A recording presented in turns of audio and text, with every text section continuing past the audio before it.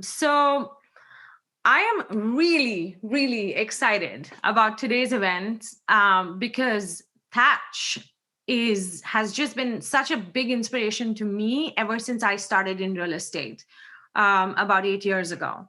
So here's a personal story about Thach.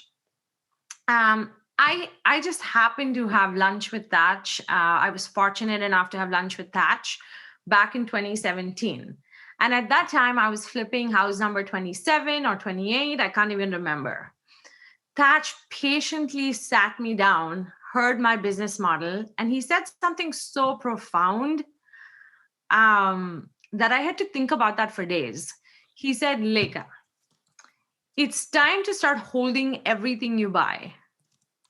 Just make that happen. And I was like, wow, like that is, it's one thing in itself when you're flipping a house to buy, to rehab, and to resell, right? But now think about buying, renovating, and then finding renters, and then finding property management, and then finding, refinancing this property, pulling out all your equity and holding on to this property and letting someone else pay your mortgage, your principal, your interest. That was like a whole other concept for me, and one that I literally had to digest. um and it was kind of a big moment for me because that I met Thach in May 2017, and I remember this like it was yesterday. And then in July, I had my first BRRRR. And in August, when I went to refinance that BRRRR, the bank gave me $10,000 to hold my property, which was incredible, right? Now, here's the amazing thing. I did that once, I did that twice, I did that 3 times, and I've continued to do that since then. But the other cool thing is you can do that in my market, which is the Seattle market, which is one of the hottest metros in the country. You can do that in Portland, but you can also do that in a small town in Michigan and come out on top. You can do that in Tampa. You can do that anywhere in the country, which is what is fascinating. All you need to do is find the right deal. And I just bought my last BRRRR like 2 months ago. So if you think the market is hot now, you just need to look around, and you'll find that deal. So I'm excited for today's conversation, and I want you to take away something and build on top of it. Really build from what you hear over here. So let's bring him on. Thach, the legend, welcome to Real Estate at Work. Yo. What up, everybody out there? What up? I see some faces I recognize out there. Alex, what up, baby? How's that Maui life treating you, man? Amazing, Thach. When are you coming over, brother? Excuse me, man. I was supposed to be over there all the month of May, man, but my schedule got messed up and we didn't go. But now I got my kid. I got a 15-year-old and a 13, and right now it's full baseball season, and we got baseball literally 5 days a week and tournament on the weekend. So we are stuck all the way till July. After that, we figure out where we're going to go from there. Love it. Well, in the meantime, we get to have you, Thach. Yes. All right. So let me jump in, and I got 4 points I'll run by you guys and gals. And after that, I'm happy to open up, answer any question you want. I'm super transparent. I have nothing to hold back. I think, some people like to, hold back certain things. Whatever you want to ask me, right? I have no problem answering it, right? And whatever you want to ask, I'm open to that. So let me jump in and just give you a little background. And then I'm going to answer this question because I wrote this question down. The question I probably get 8 out of 10 times on Instagram is, if you was 20 years old, what would you tell your 20-year-old self? Okay. What would you do? How would you strategize your business? What would you do different if you was 20-year-old right now? Now, I'm going to tell you that is such a common question that a lot of my content that I post on Instagram is geared toward my son, Russell Hudson. My son is 15, gonna be turning 16 here pretty soon. They already investing in real estate. They own washing and drying machine in our apartment building. They're flipping houses with us now, right? And so a lot of the content I make now is for a lot of Russell's friends who are 15 and 16. And a lot of them follow me on Instagram, a lot of follow me on TikTok. So a lot of my content I make, probably 50% of them are for the teens. And then the other 50% is for the older folks. And that's how my social media came to life when I started making it and I realized who was the audience. But give you a little background on myself. I was born in Vietnam in 1970. My dad worked for the U.S. military, back in the days. And in 1975, when I was about 5 years old, the U.S. troop decided to pull out of Vietnam because the communists is taking over South Vietnam. And they called my dad and said, hey, you got to leave with us out of, if you want to fly with us out of Vietnam, you can fly with us out. If not, if you're stuck here, you probably going to die because the communists is coming in. My dad called home, told my mom, pack up everything we got, and then we're leaving in 24 hours. My mom was 29 years old. My dad was 34 years old. I have 4 brothers and 1 sister. My sister was pregnant at the time with my mom. We had 1 suitcase and $100 for the whole entire family of 8. And we left out of Vietnam on the last plane, right, out of the last cargo plane. We missed the second last plane, but we ended up getting the last plane. We landed in San Diego at Camp Pennington. They used that as their barracks to house all the Vietnamese refugees. We stayed there for about a month and a half. We got shipped up to Washington State. And we stayed at Camp Murray. If you guys know Seattle, there's a place called Camp Murray in Tacoma. We stayed there for a month or so. We got sponsored from a gentleman named Charles Zettler, who basically sponsored our family to go live with him and his mom, because you need to have somebody to sponsor you so you can actually go live with them. Otherwise, you have to stay in the shelter. So Charles Zettler and his mom sponsored our family of 8 to go live with them. We lived with them for about almost 2 years. My dad finally got a job up north in Seattle. We lived in Sumner, which is 45 minutes from each other, south. And my dad became a social worker.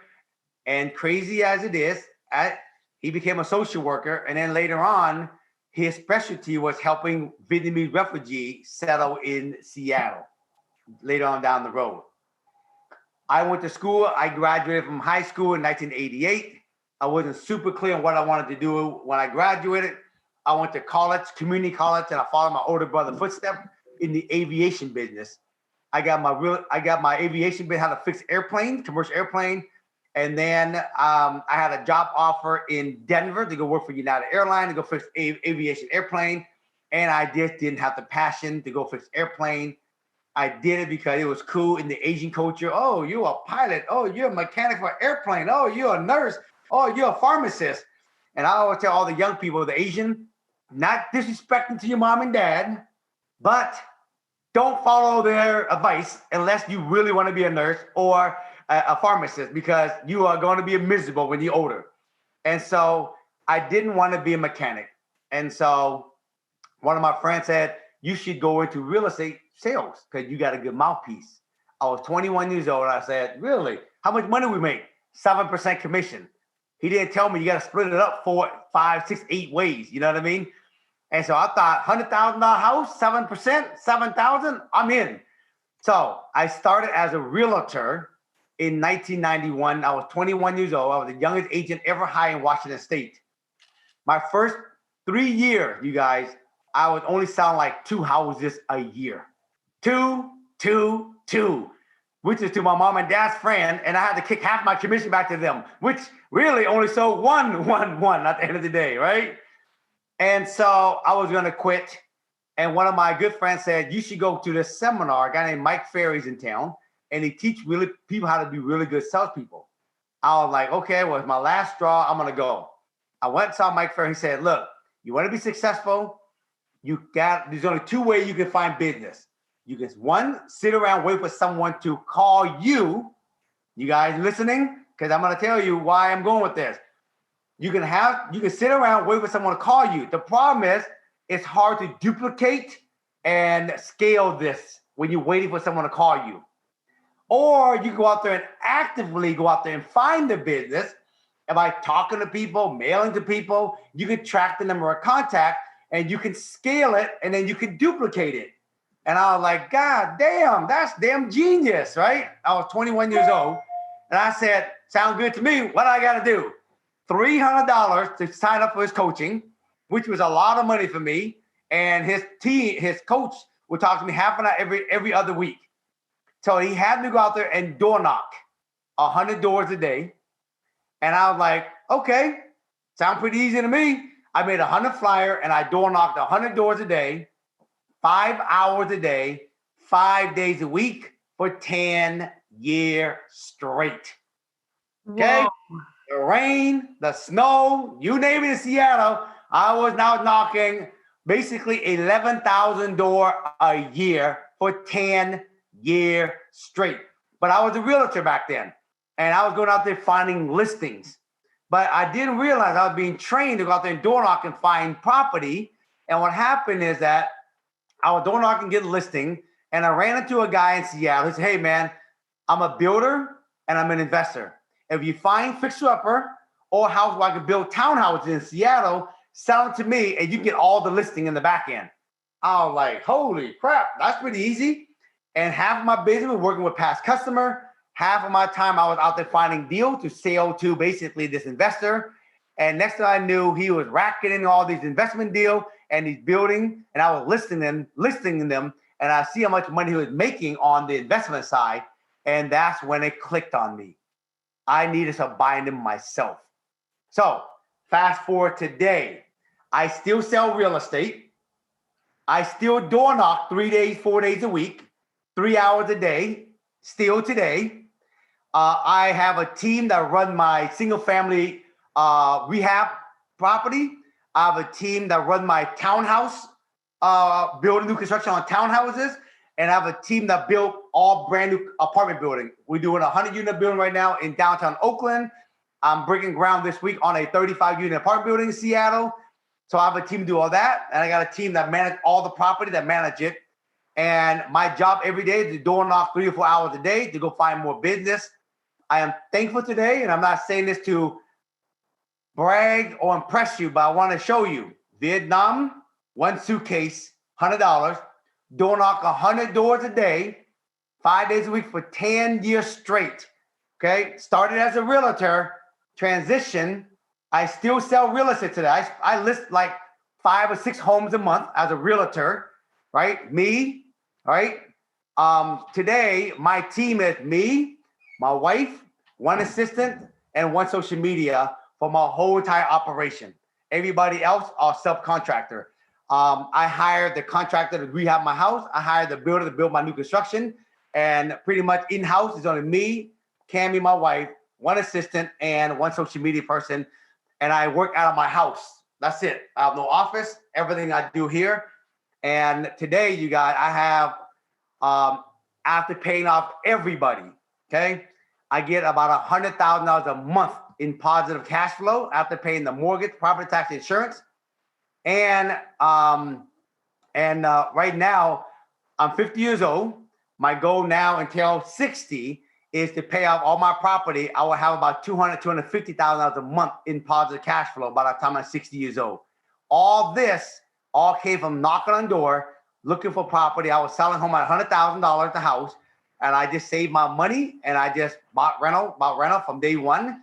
And I'm going to tell you, there's anything I'm going to have you take away today, stop flipping the house unless it's a piece of junk that you don't want. It's a property not in the area you like. It's not a great number, but anything you can do, any property you buy or flip or build, you should do whatever it takes to keep it. Because I bought a property, my first property in 1997 for $105,000 with $5,000 down, 5%. I said I was going to live in it. I bought it, $5,000 down. I turned it into a renter after it closed. Today that property is paid off. It's worth $750,000, and I get $3,000 a month off that rental property, and I never actually even made a payment on it. The renter paid it from day one. Imagine I got hundreds of those properties. Okay. Now, anybody in Seattle, you in Seattle, you know this property is on Beacon Hill. As long as I say Beacon Hill, everybody know, oh shit, that's a damn good property. Okay. So That's my first property I ever bought in 1997. I bought 15 rental property, and I still lived in my mom and dad's house. Just so you guys know. Okay? So that's to give you a little background about myself. I'm going to give you 4 points on what I learned today. If I were to tell my 20-year-old self how to do it the right way today, the most efficient way today, the most profitable way today, the most easy flowing way, and to have life balance, quality of life versus quantity of life, this is everything I have learned put together, and I realized, do you really have to actually hit your head against the wall 19,000 times to realize that path might not be the most profitable way ever? So here we go. Point number 1. Here's what I realized, and this is what I tell my 20-year-old self. Point number 1, lifestyle. For all the new people, please, if you take these notes and you apply it, I promise you, you will make more money faster, and you have more balance and more joy in your life playing this game. And you enjoy the journey more, being on this journey called investing. So point number 1, lifestyle.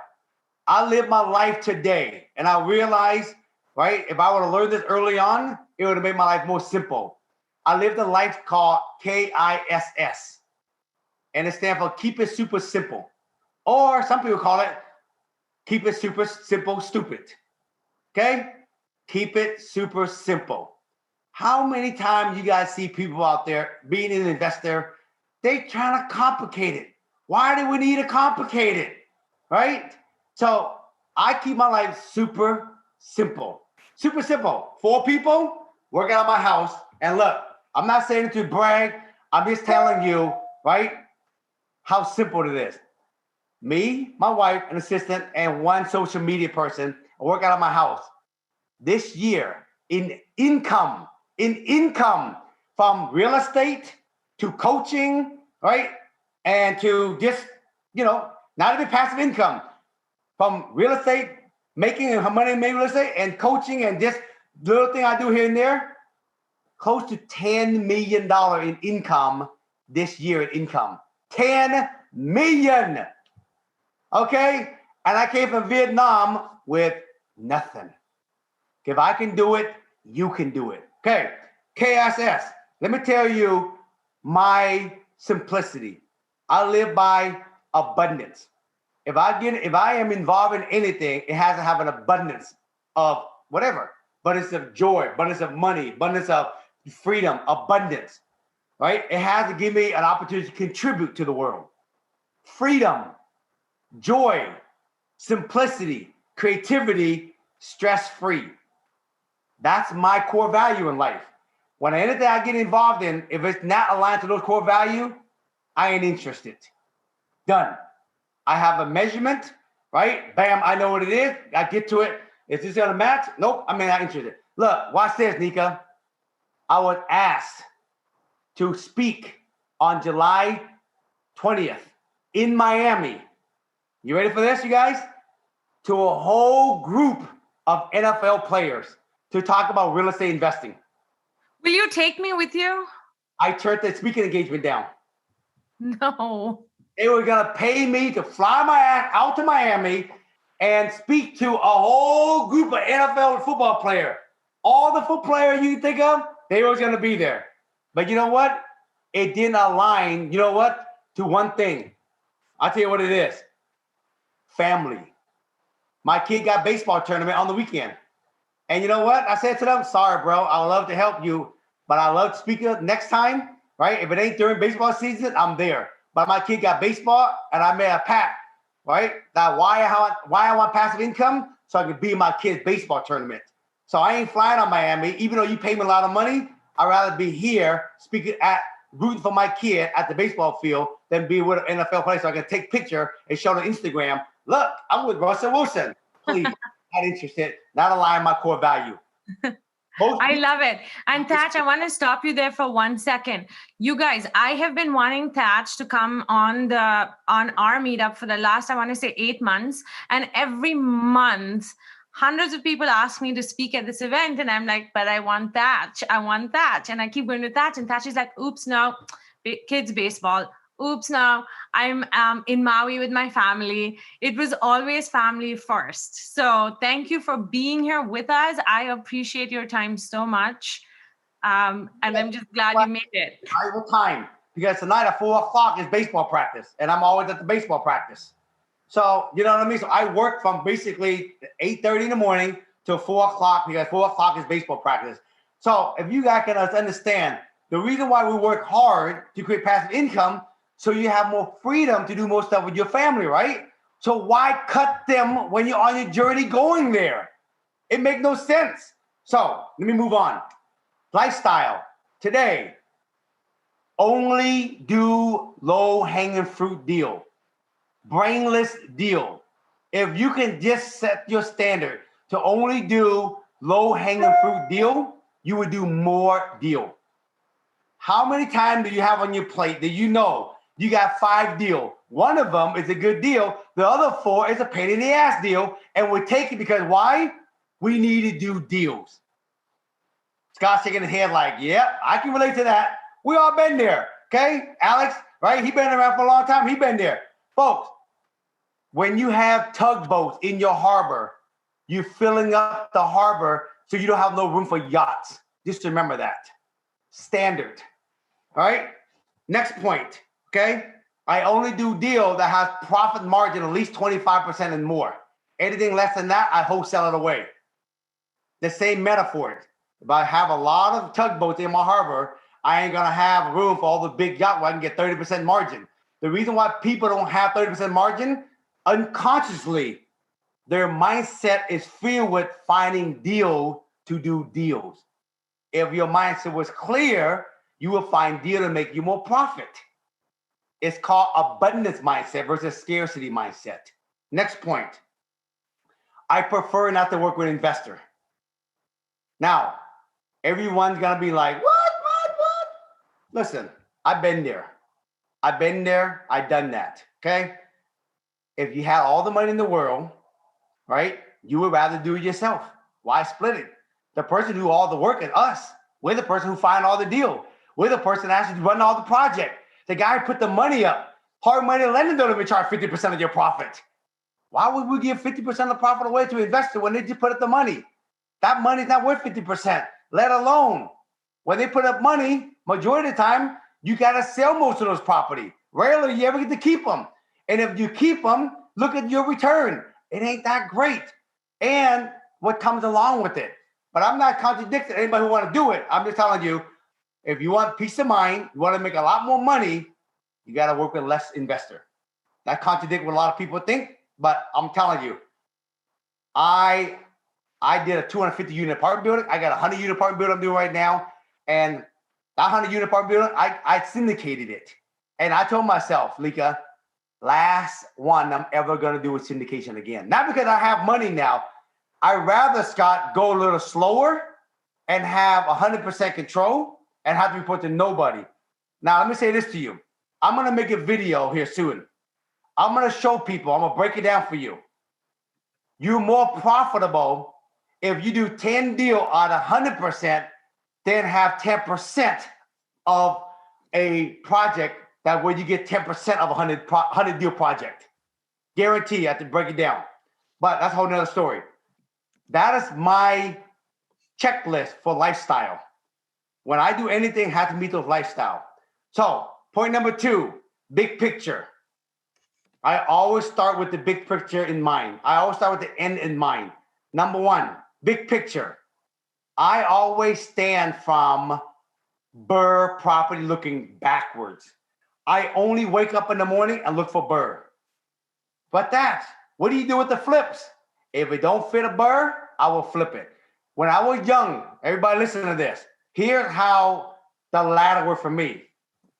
Listings, and then after listing, wholesale. After wholesale, flip.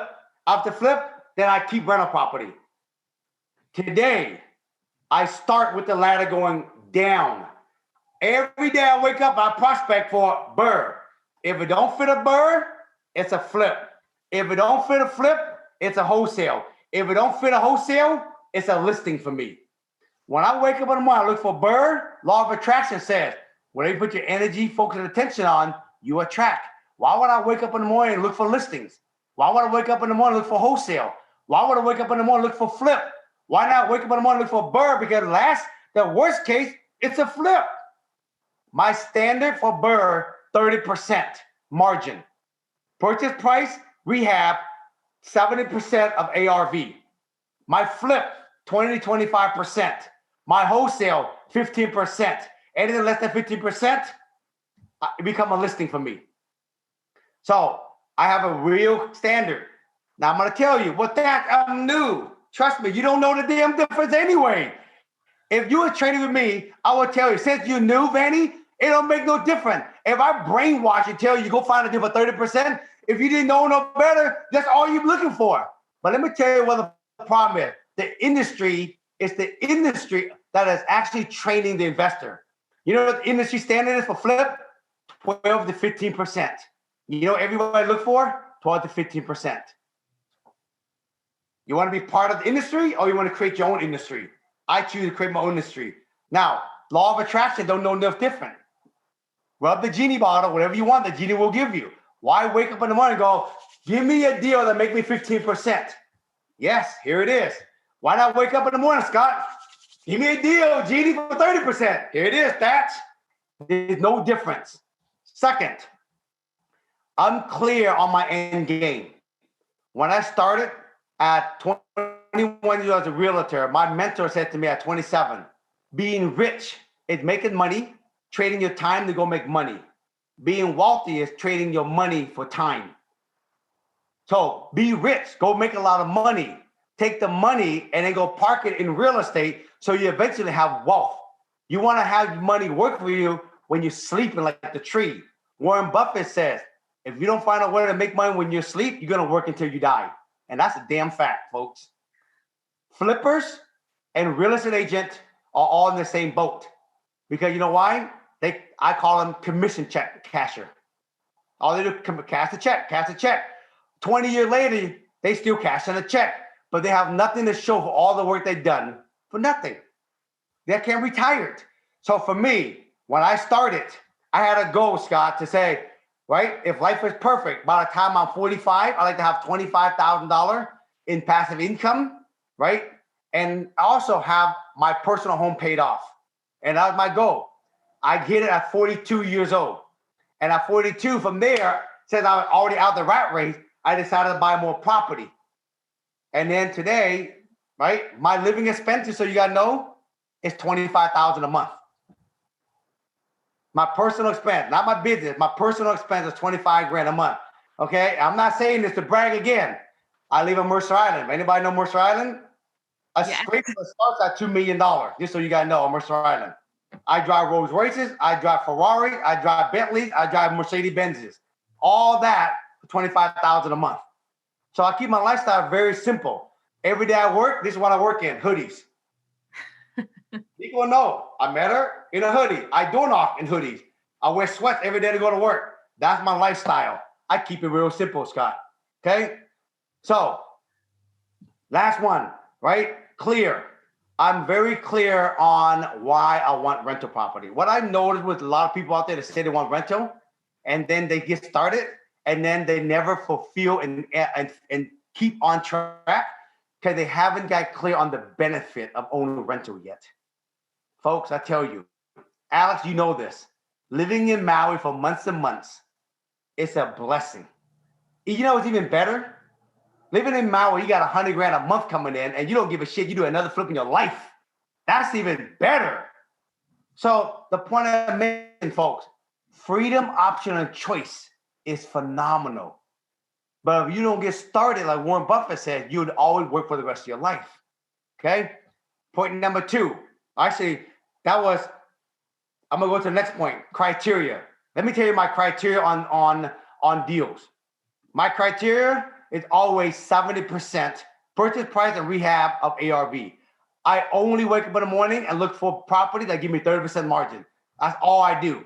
Second, I create lists of property that will give me 30% criteria. When you want 30% criteria, your action will line up to that. If you want 15% criteria, your action will line up to that for that. Every day I wake up, I'm gonna show you guys something. This is my office. See my desk? See this? Actually, here. See this folder? This is my leaf follower folder. See how raggedy it is? Look, it's broken and everything. This folder and all the leads right now, the one that sell the property, and all these property are all property that I can make 30% profit on every deal. This is just in one little small section of Seattle. So That is amazing. 30%, and I go find property and location for 30% margin. Okay. I only want location where I have appreciation that give me 6% and higher. For me, the BRRRR ingredients, let me tell you why it stands for BRRRR. It has to be 30% in margin. It has to be in an area where I get good high rent so it can cover the 70% of the all-in number and make cash flow off that number. Okay, I leave 30% of my equity in the property. I never take it out. It only basically finance 70% of whatever it is. Purchase price and rehab, whatever the bank will give me, that's what I leave all 30% of my money in the bank. I never take any of my equity out. And it has to be in the area where I get 6% and higher. In Seattle, there's certain area where you get basically 7% appreciation, which means it double every 10 years. So that's the area I go after because all my BRRRR. So lifestyle, big picture, and my criteria all lines up. And this is what I tell my 20-year-old self. If I was coaching any one of you out there, I would tell you, look, think about it. Where's the area you know that you can add value and force value to make 30% margin? If you knew you went to that area, the best thing can happen, you can find a property at 30%, you can always BRRRR it. If it don't fit and it only has 20%, you can always flip it. Or if it doesn't make that, you can always wholesale it.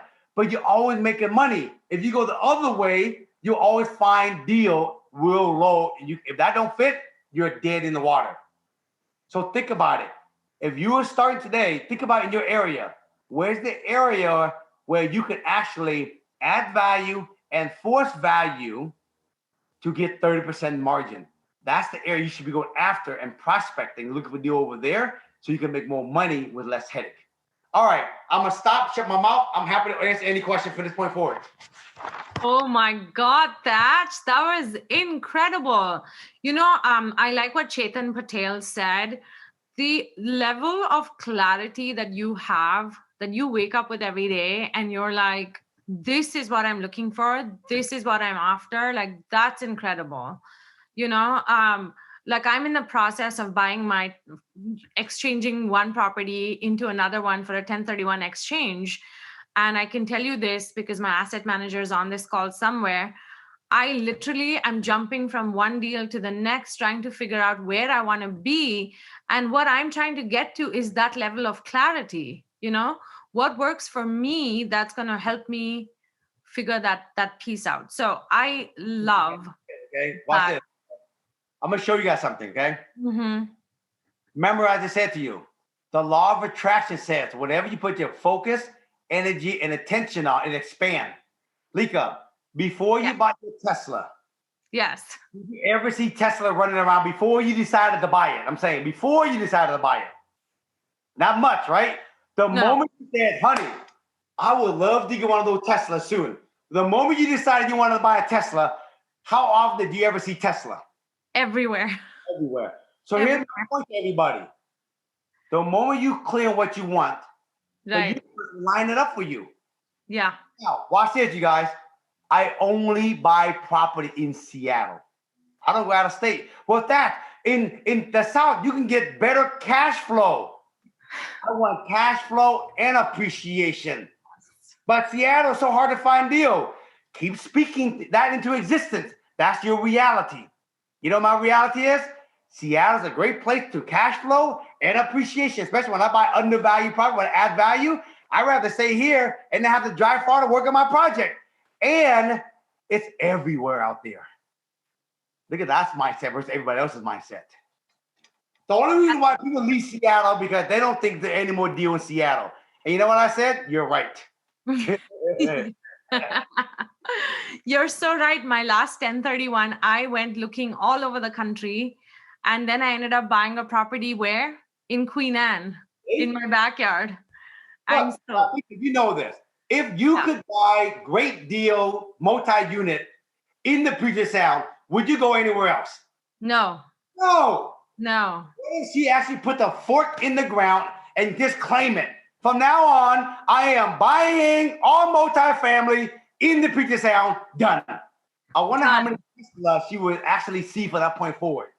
How many Tesla would you guys see if you decided, hey, from now on, I want to find a deal with 20% in my own backyard? Done. Bam. Interesting, right?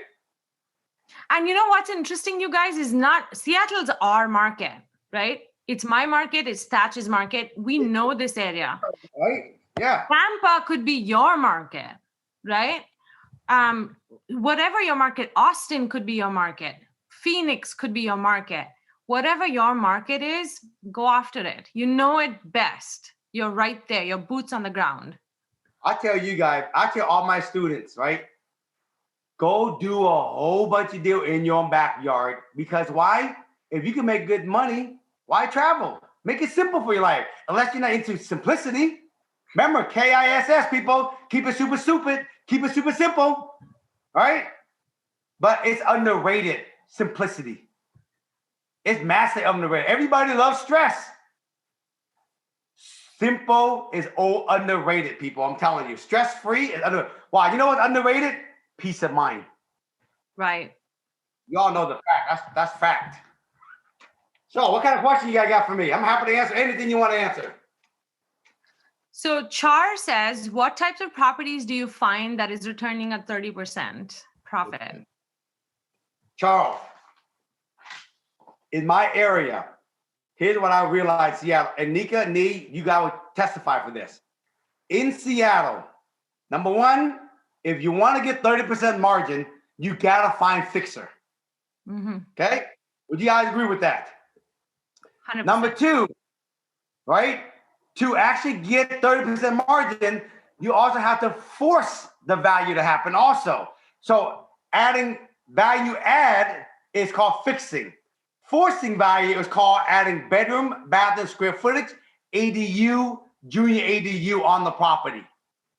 So if I was in California like Alex, if I found a house where I can rehab, add a junior ADU, and then also add an ADU in the backyard, I would never sell those property. Ever again. Why? Because they're going to give you 30% margin and the cash flow like crazy in Southern California. And you know damn well you ain't going to find those property 10 years down the road because it's going to be all eaten up. So when you think about it, every investor in this room, you know this. How many times will we all look back and go, damn, I sold that property 5 years ago. It already doubled in value already. Why the hell did I sell that damn thing? I needed the money. Yeah, you're always going to need the money. So in Seattle, Charles, here's what I realized. I'm going to give you just the simplicity of it. Single family property, fixer. And if I say Seattle, just think wherever you live, okay? Single family property, here's the criteria. Single family property with lots out of 4,000 to 8,000 square feet, okay? That the home, right? The owner been there for at least 20 years or longer. The home at least 25 years and older, okay? And basically, I don't know how to explain this to you.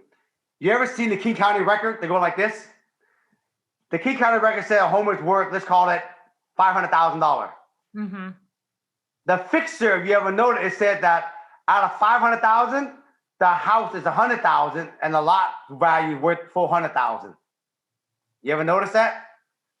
So again, King County records, the county record said the home is worth 500,000.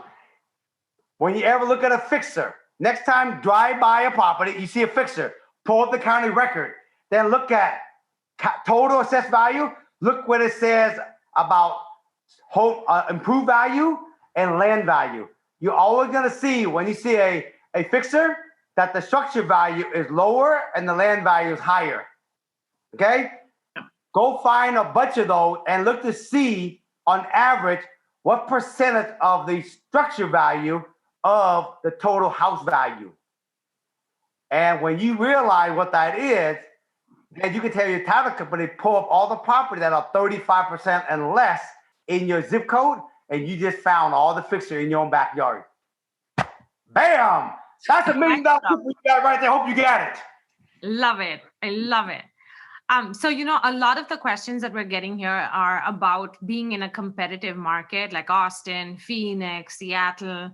What is your thoughts? I mean, you are in one of the most competitive markets in the country. So what are your thoughts about investing in a competitive market There's no competition, folks. There's an abundance of everything everywhere.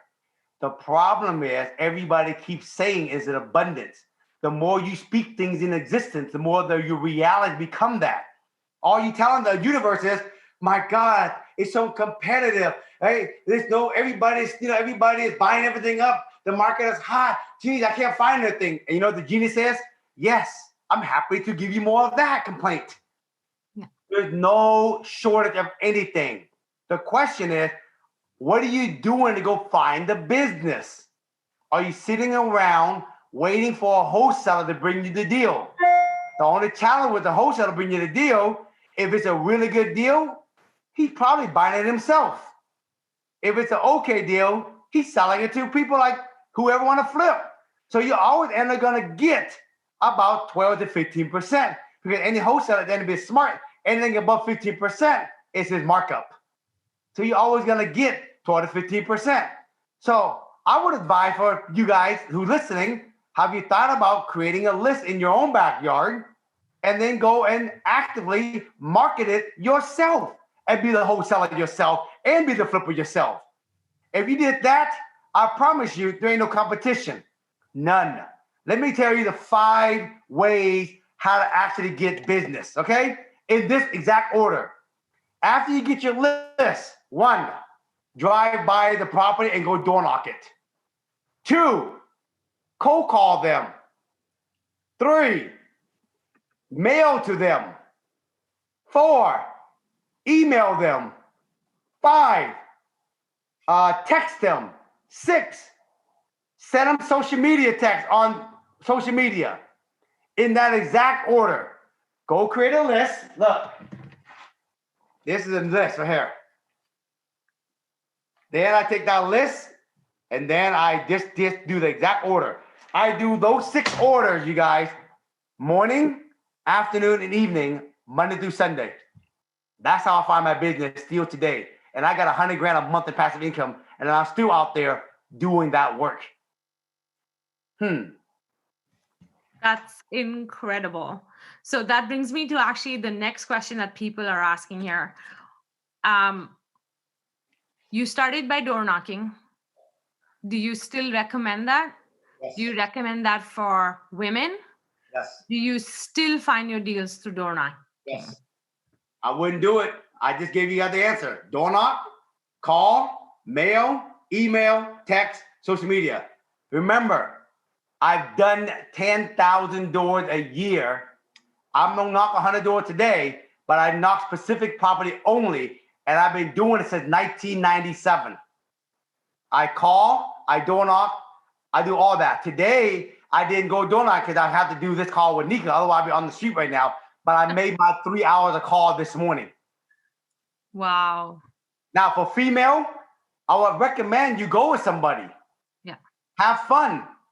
Let's say both you guys let's say both gals are working in the same area. Let's say you're in, Long Beach. The other one's in the Empire. Maybe one week you go to Long Beach and you do knock together. Everything they find there, it goes to the person in Long Beach. Then the week after that person in Long Beach goes to in the Empire. You go down over that person, and everything they find over here, this person keeps it. It just makes it fun and basically it motivates you to go out there and do it. I'm telling you, you know this when I say this to you. There's less traffic on the 405 called door knocking.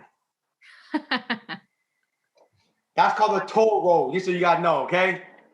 Yep, exactly right. Nobody want to do it, folks. Most investor, I'm going to tell you, buy deal through wholesaler. I buy very few deals to wholesaler. The reason why, because every deal I give them a wholesaler, it meet basically 12 to 15%, which is great, but I don't want it. There's a really good question here from Jake. He says, can you talk about building rapport with strangers when door knocking? Yeah. So my script go like this. I have the flyer of the property. So when I go out door knocking, I have a whole bunch of property where I'm going to be hitting that door. I have a flyer on me, and then I have a flyer on my car. This is the tax record, and I have a flyer. I knock on the door. Hi, is this Lika? Yes. Hi, Lika. My name is Thach Nguyen. I'm a real estate investor in this neighborhood on Beacon Hill. I noticed you own this property here at XYZ Street. I'm assuming you still own this property. Is that correct? That's correct. I'm actively looking to buy property in this area, Lika. And I was just curious, have you had any thoughts on when you might consider selling this property? Now, remember, I'm calling a fixer. This is not a turnkey house. This is a fixer. Have you ever had any thoughts on when you might consider selling this, Lika? Yes, Thach. I'm thinking in the next 5 years. Oh, you think in the next 5 years? Okay, great. Fantastic. Hey, since you're not selling for a while, since I'm here, I'm just curious, how long have you actually lived at this address? 45 years now. Oh, you've been here for 45 years? Wow. You probably seen the neighborhood change a lot, huh? I have. And my house is in pristine condition. Oh, your house is a piece of shit. Original. Yes, it's a piece of shit. Remember, I'm only dog knocking piece of shit house. You gotta remember that, right? Your house is a hoarder house, a piece of shit house, right? Yes, it's a. How long have you been living? How long have you? Where did you move from before you actually moved here anyway, Lika? Where would I move? Where did you move from before you bought this house back in the days? Oh, I was born here. Oh, you were born on Beacon Hill. Good for you. Yeah. Yes. So if you were to ever sell this house, Lika, where would you consider moving next? Have you thought about that? I mean, you can take the money, you can get good money for it and buy a property that's much, updated. I mean, have you thought about that? Yeah, I just want to go, raise my grandkids in the suburbs, maybe Tacoma. Nice. Awesome. And when do you think that might be? In about 5 years. All right, 5 years. Awesome. And I'm just curious, I mean, why 5 years versus now? Even if you got a good price, if you got a as is good price for your property as is, why 5 years versus now? Oh, Thach, I have so much stuff in my basement that I got to take with me, that I have to sift through, Let me ask you a question then. If you can just take your personal belonging that you want, just the thing that you want, and everything that you don't want, you just left it here and I bought it as is, and I would dump it for you. You just take your thing that you want, and you got a good price for it. Would you consider doing it now? You would take my grandma's chest with you? I would take whatever you don't want, make your life easy for you, and give you a good price for your property. Would you do it now versus waiting 5 years from now? Yeah, I would think about that. Okay, there. That's called building rapport. I didn't stop when she said 5 years from now. But you know why? How many times you got into a mall and they go, hi, what can I do for you? Oh, I'm just looking. And then you go, okay, and you keep walking. Remember, you are calling and knocking and mailing to houses that need work. The people that live there own it for a long time. It didn't get run down overnight. A lot of them are just tired. They don't know where to start even selling the property. If they say no, since you're there, just be curious on everything else you want to ask them. Just build rapport. Even though they don't want to sell, build rapport, ask them the question. You'd be very surprised. Majority of the yes come after the first question. So, Charles, I hope I answered your question, my friend. That's what I do every day, 4 days a week, door knocking, cold calling people.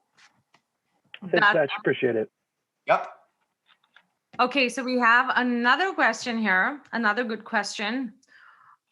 What is your advice for new wholesalers, someone that is just starting out, coming into a world of already experienced fish?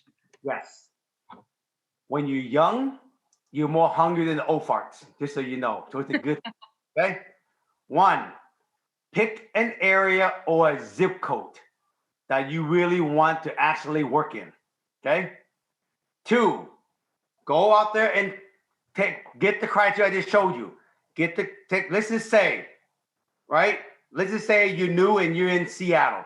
I would say to you, pick an area because you want to specialize in. Let's say you say, I want to do Beacon Hill. Great.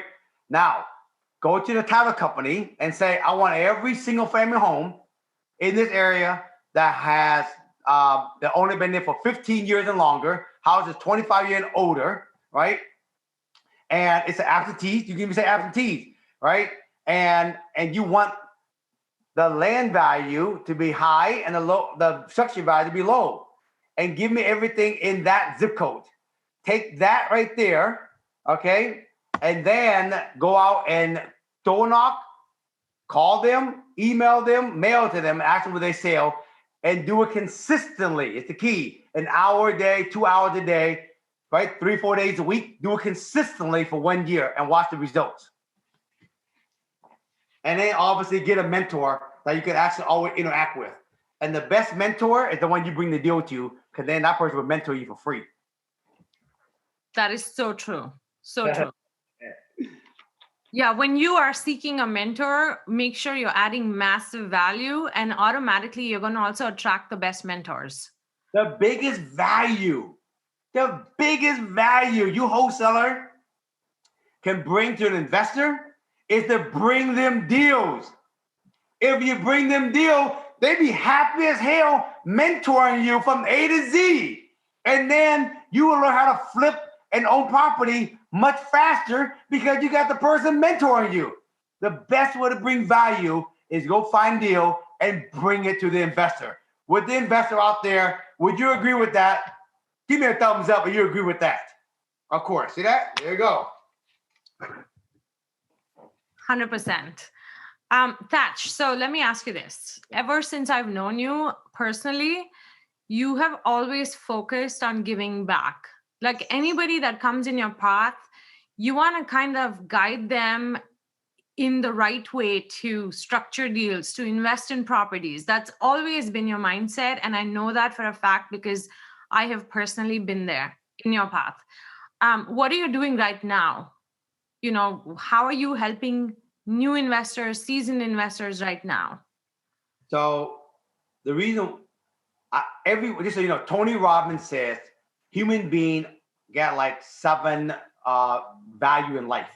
And one of the core values, contribution. The problem sometimes we don't let that core value contribution rise through is because we're too focused on scarcity. I got to get mine before someone to get theirs, right?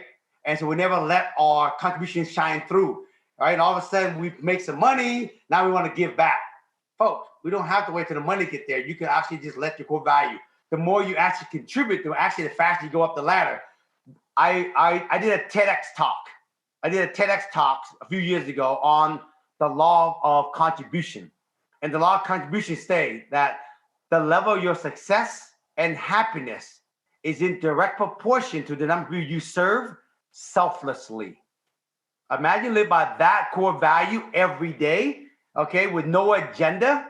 All right, imagine how many advocate, believer, and follower would be your raving fans, okay, on your goals and dreams, okay? So with that being said, all right, for me, Lika, what happened was when my dad was dying on the deathbed from cancer, and the spiritual lady said to me, I asked the spiritual lady, why did my dad have to leave so early at 67? Mm-hmm. The spiritual lady said, because your dad's up in age and you are young and you're coming up, and your dad is passing on early so he can give you the baton so you can go do more of his work and go make a big difference in the world, because you're young and you can do more, and he's giving you the baton early.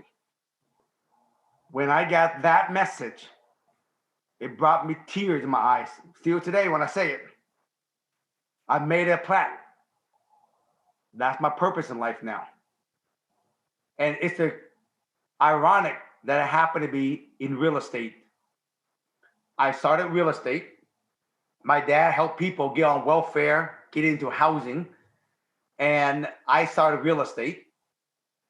And I became successful in real estate. And then my dad died from cancer. And then what am I good at? Real estate investing. And so a lot of you guys don't even know 30% of my property that I own is rented to low income housing to help the next family come up, because that's what Charles did for my family. So 30% of my property is rented towards Section 8, and a lot of property toward nonprofit in Seattle. So help the family in Seattle. But today, what inspired me is what I learned about what I just read to you guys about passive income, trading your time, your money for time so you can spend more time with your kids and freedom and joy and do things that you more love. So it all come through rental property. And so when people come to me today, if you guys ever follow me on Instagram, I don't do a lot of talking. I only do a lot of sharing on all my video. I share what my project is. I share what I learned. I share my mistake. I share my failure. I share my win. It's all about sharing, sharing, sharing. So today, I don't know, maybe 6 months ago, a bunch of my friends said, can you help me? And I was just helping my friend, about real estate, teaching them how to own rental. Well, next time I knew, you guys, more friends came to me, and it just got overwhelming. And then my partner, Mark Erickson and Stephanie Owens, came to me and said, why don't you let me build the whole entire system for you, right? So they built this thing called Springboard to Wealth. And we had a whole bunch of great people around the world that came to me because they all knew me. They said, Thach, let me help you with this. Let me help you with that. Let me help Mark and Stephanie. And so beginning of this year, we launched Springboard to basically help people how to basically do BRRRR. And to me, owning rental property, it's not about flipping. You will flip if the number don't make sense. But you wake up in the morning and you're looking for property to own. If you don't have money to buy and own, you are gonna flip or you're gonna wholesale. But ultimately, you're gonna go auction to buy properties. You get a property so you can retire.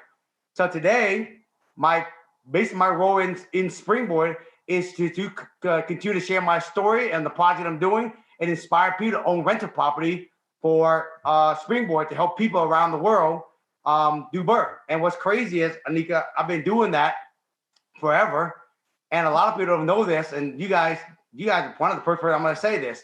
But right now, a reality TV show want to do a whole reality TV show with me called Burn Across America, and where they want to videotape all the students I'm helping like doing BRRRR, and they want basically to make a whole show of how I'm helping all the students across America, right? Basically BRRRR.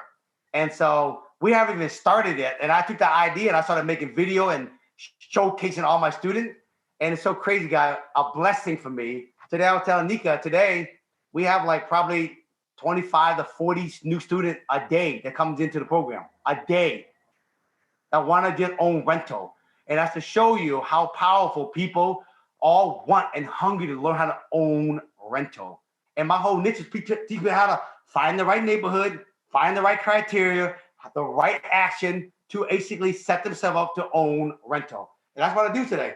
I go do my own project and then I teach people how to do it. That's it. That's my whole lifestyle today. I mean, that is amazing. I can't wait to watch this show. I'm gonna, that's gonna be a killer show. I mean, that's gonna teach so much to so many people that don't even know what BRRRR stands for, right? It's amazing. What else you got for me? So that's amazing. Thach, how can people reach you? How can they reach your team? Any email address that you want to play? My Instagram. Okay. If you go to my Instagram account, right? In my Instagram, in my bio, it says mentorship, right? And I personally do all the calls, just so you guys know. I have call every Tuesday and every Friday from 10 to 11:30. And I personally do the call. Okay. Now, John, I think John is on here, right? He's in the program, right? Yep. Are you there? Yeah. Bro, do I do the call, bro, or what? Do I drop gem on the call for these folks every day? You do. I was just about to type in the chat. It's awesome. Thank you, bro. Yeah. I get a lot of value because to me, I was already rich before I even help people do real estate. So I'm not the coaching is just my mission to actually give back. Like my dad, it's my platform of basically keep running with the torch, basically, right? But if you go to my Instagram, there's a link in my bio called Mentorship Program. If you guys actually click on the Mentorship Program, you set up an appointment to meet my team, and then you can interview them, they can interview you, and if it's a fit, then we bring you in. If it's not a fit, we'll tell you you're not a fit yet. That's pretty much that simple. Awesome. Nee, could you put a link to Thach's IG on the chat for everybody to see? Thach Nguyen. You gotta go IG, just my name. Yeah, perfect. What other questions you got for me? You have a bunch of other questions. You guys talking about social media, a bunch of other things you mentioned to me. Okay, so Thach went from, being an ordinary person like me to having 400,000 plus followers on Instagram. Thach, if you can tell our audience, how you were able to do that, what is the benefit of social media, that would be great. So in January of 2020, I had about little less than 15,000 followers.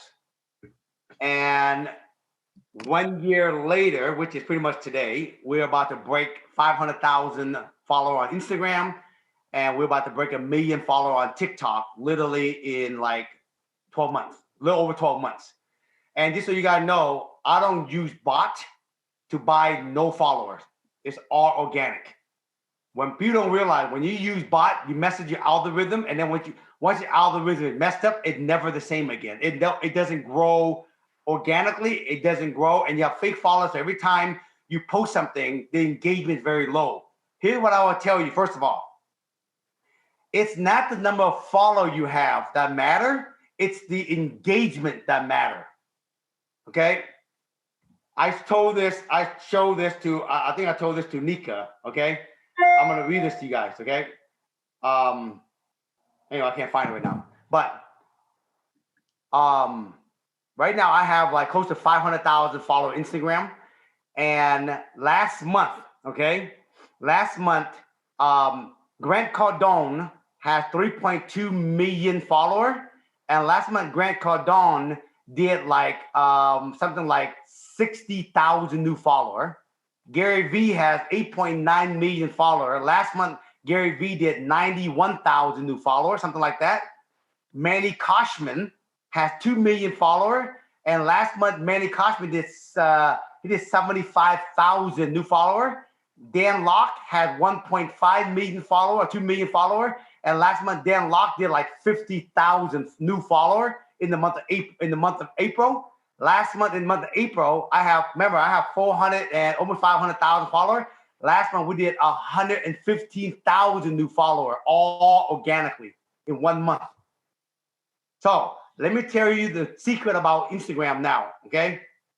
If you're gonna post, you gotta make sure what's your niche.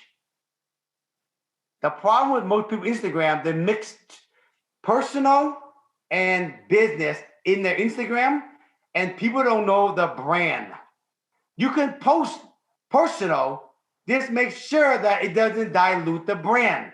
Now, if you ever follow my Instagram, it's mostly real estate. And in my story is where I post personal. So when you do post, like a post, when you do post, this is the thing people don't realize. When you do post, you want to keep it in your niche. So this is real estate. But when I do my story, it's a combination of real estate and personal because it goes away after 24 hours. This doesn't go away. So you want people to come to your thing and they go, oh, this guy's in real estate. But 1 minute you post in real estate, another minute you're over there hanging out in, Maui eating a taco. Like, what is this guy doing?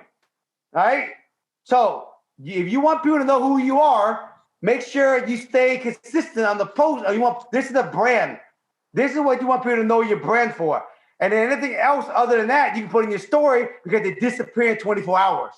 That's rule number 1. Rule number 2. It's so funny. Brandon Turner and I've been talking a lot. Brandon and Brittany called me and Taro said to me, he called me the other day, what the fuck are you doing? How the hell did you get so many damn follow all of a sudden? And Brandon's like, bro, break it down, bro. Break it down to me, right? So I had to talk with Brandon, I had to talk with Britt, and I had to talk with the Taro the other day. Here's the thing. You ready? This right here is a combination of IGTV, all right? Then you swipe over, this is Instagram Reel. You want to do more Instagram Reel versus IGTV. IGTV is 1 minute and 1 second. Instagram Reel is 1 minute and less. If you want more impactful video, 30 seconds and less. If you want really impact video, 15 seconds and less. So 1 minute and less, Instagram Reel. Anything more than 1 minute, 1 second, Instagram TV. But no more than 2 minutes. Beyond 2 minutes, put it in your YouTube and then do a quick 30 second and tell them what you're talking about and then point them to your YouTube. Because the longer they're on the thing for more than 2 minutes, they ain't interested no more. The expansion is too long. So if you're gonna post 2 times a day. I'm gonna tell you the secret. Post at 7 in the morning and 12 o'clock in the afternoon. 1 reel, 1 IGTV.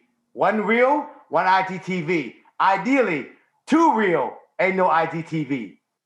If you do that consistently, every day, 5 days a week, just 2 video, 30-second video, 30 second, what? 30 second. If you don't find a way to make money when you sleep, you're gonna work till you die. That's a fact. Right there, 15 seconds. See? You do that right there, powerful statement, powerful little stuff like that, 15, 30 seconds, 2 of those a day, 5 days a week. You do that for 1 year, your Instagram will go like this. Ding, ding, ding, ding, ding, ding, ding, ding, ding, ding. The longer the video, the worse it is. The shorter the video, the faster it is. So that's my tip for you guys about social media. The benefit is this. I get a lot of people that call me in Seattle and say, hey, Thach, I have a deal in Seattle. Are you interested in buying? Hey, Thach, I have a friend. I want to list your home or buy a house in Seattle. Is your real estate team basically interested in working with them? And then, of course, I get a lot of people that say, hey, Thach, I love what you do. I want to know about your mentorship program. I want to be part of that. And that's why I get a lot of those every day. I mean, those are some massive Simple. knowledge bombs. They're simple and they're so achievable. I love it. I'm going to tell you folks, listen, everything is about being consistent. 1 hour a day, 4 days a week of cold calling, door knocking is better than someone doing 3 hours a day once a month. One post a day, 5 days a week is better than 1 post once a month. It's the frequency and the consistency that always give you results. Think about in fitness. If you eat healthy every day, 5 days a week, you will actually be more fit than a guy and gal who actually go on a diet once in a while. What other question you got for me? All right, Thach. So I know we're almost at 3:15. We want to let you go, but any last words of wisdom for our amazing group over here? I'm going to say to you folks, please listen when I tell you this. Don't flip any more property if you can afford to keep it and you got the credit and the debt to income to support it. Go out there and find deals and keep them. If it doesn't make sense because of the location, the style, and the cash flow, then you will flip it. But every day, wake up with the intention, I want to own rental, and do not sell them. Because 20 years on, you're going to look back, and you're going to regret it. So again, I'm going to say this to you. Don't wait to invest to hold long term. Invest now and then wait. Got it? Amazing, Thach. You have blown my mind, and I'm sure you are really made a huge impact on our audience today. Want to thank you for joining us. This has been one of my favorites, and I'm just going to go out and say it, my favorite meetups ever since we started. So thank you.